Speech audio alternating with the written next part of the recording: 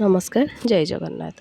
आज जेहेतु गुरुवार थिला तेणु हजबैंड मार्केट रू जाइए नहीं आसते छतु मु छतु को बछा बछी करदेकि हलदी पानी रे आगे पकई देकी ताकू धोईदेली। भल के दिथर धोई सारापर ताकू चिपुड़ी रखिदेली। तापर मु कड़ाई सोरिष तेल नहीं छतु को भाजीदेली। आ प्रथमे मु आगे लुण पकाएनी कहीं छतुरु बहुत पानी बाहर तेणु टिके पानी मरीगला मु लुण हल्दी पकाए। तापर लुण हल्दी पकई भाजीदेली। देखूँ मोर भाजीगला। आलू भी अल्प छोट छोट करके नहीं आलू को भाजी रखिदेली।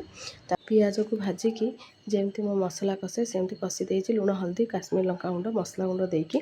एपटे तरकारी कषी होता मो पुअर टिके वीडियो करदे। पुआ बसिक सका होमवर्क करूला स्कूल होमवर्क स्कूल जीव तो तेणु होमवर्क करूला।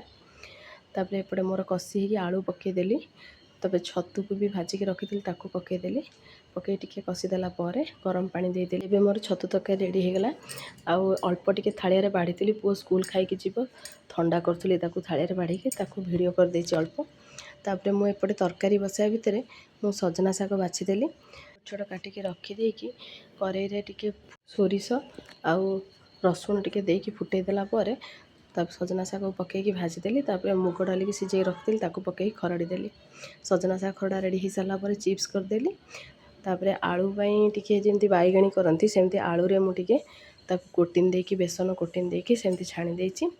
विश्वास करें सका एत तरतर हजबैंड ऑफिस पुअर स्कूल आते तरतर वीडियो करने भी बहुत कष्ट हो जहाँ जमी करके देखईदेली। आ बाढ़ी की देखा मो पाखे संभव है।